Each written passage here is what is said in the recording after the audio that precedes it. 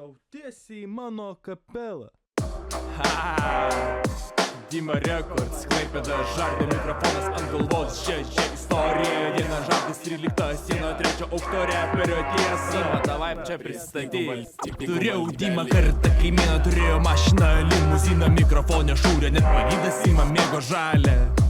Putė gryna, mėgo jis kalbėti, mikrofoną tikrinti, rašinėti, sakė, kad ant visko jis įdėjęs, geresnio reperio už jį negirdėjęs. Rašiais albumus su širštuku susidėjo ir dantukus cituoju.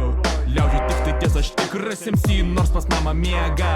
Tekstai neatitiko realybę, kai Maika daug nors ir didėjo priklausomybės. Svarbu bėgti iš tėvynės, nekalbėjo nei su tėvais, nei su vieninteliais draugais, gyvenimas buvo mikrofonas.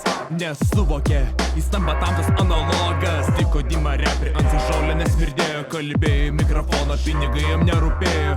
Dėjo gabalą po gabalo ir hitas rašant jautė savo ribas, tikslas jo parodyti mikrofonas.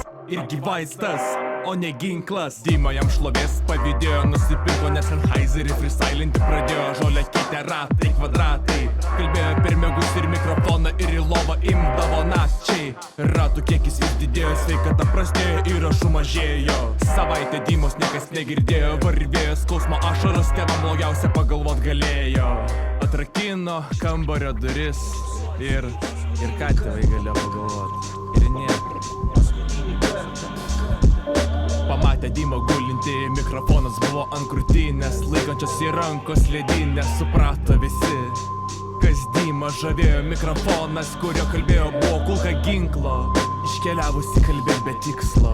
Išėjo kalbėt toliau, kur nematom ir negirdim, sakė būsim geriausi, aukštikirsim ir nemirsim, paliksim pabaigą jums.